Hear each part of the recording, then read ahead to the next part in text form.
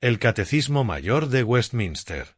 Pregunta 41. ¿Por qué nuestro mediador fue llamado Jesús?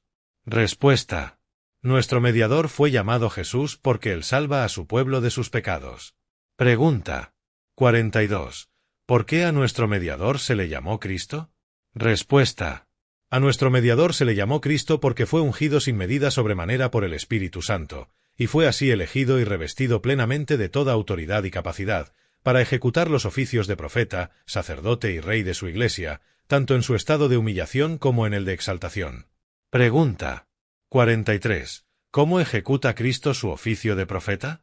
Respuesta.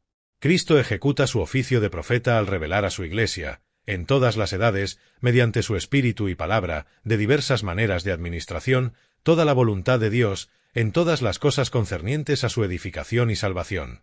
Pregunta 44. ¿Cómo ejecuta Cristo el oficio de sacerdote? Respuesta.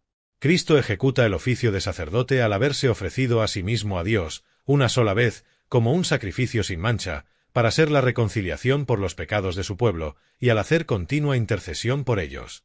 Pregunta 45. ¿Cómo ejecuta Cristo el oficio de rey? Respuesta. Cristo ejecuta el oficio de rey, llamando del mundo a un pueblo para sí, y dándoles oficiales, leyes y censuras, mediante los cuales se los gobierna visiblemente, otorgando gracia salvadora a sus elegidos, premiando su obediencia y corrigiendo sus pecados, preservándoles y ayudándoles en todas sus tentaciones y sufrimientos, refrenando y venciendo a todos sus enemigos, y ordenando poderosamente todas las cosas para su propia gloria y el bien de ellos, y también al tomar venganza sobre los demás que no conocen a Dios y que no obedecen al Evangelio. Pregunta 46. ¿En qué consiste el estado de humillación de Cristo? Respuesta. El estado de humillación de Cristo consiste en aquella baja condición, en la que por causa nuestra se despojó a sí mismo de su gloria, tomando sobre sí la forma de siervo, en la concepción y su nacimiento, vida, muerte y después de su muerte, hasta su resurrección. Pregunta 47. ¿Cómo se humilló Cristo a sí mismo en la concepción? Respuesta. Cristo se humilló a sí mismo en su concepción y nacimiento, en que siendo el Hijo de Dios desde toda la eternidad y estando en el seno del Padre, en la plenitud del tiempo le agradó llegar a ser el Hijo del Hombre, hecho de una mujer de humilde condición y nacido de ella, con diversas circunstancias mayores que un simple abatimiento. Pregunta 48. ¿Cómo se humilló Cristo a sí mismo en esta vida? Respuesta. Cristo se humilló a sí mismo en esta vida al sujetarse a la ley, la cual cumplió perfectamente, a luchar con las indignidades del mundo, las tentaciones de Satanás y las debilidades de su carne, ya sean comunes a la naturaleza del hombre o las que particularmente pertenecían a su humilde condición.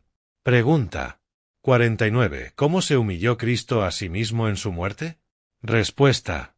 Cristo se humilló a sí mismo en su muerte en que habiendo sido traicionado por Judas, abandonado por sus discípulos, despreciado y rechazado por el mundo, condenado por Pilato y torturado por sus perseguidores, asimismo, en que luchando con los terrores de la muerte y los poderes de las tinieblas, sintiendo y llevando el peso de la ira de Dios, ofreció su vida como un sacrificio por el pecado, soportando la dolorosa, vergonzosa y maldita muerte de la cruz.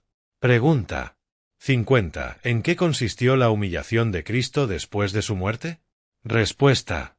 La humillación de Cristo después de su muerte consistió en haber sido sepultado, continuando en el estado de los muertos y bajo el poder de la muerte hasta el tercer día, lo cual ha sido, por otra parte, expresado en estas palabras: descendió al infierno.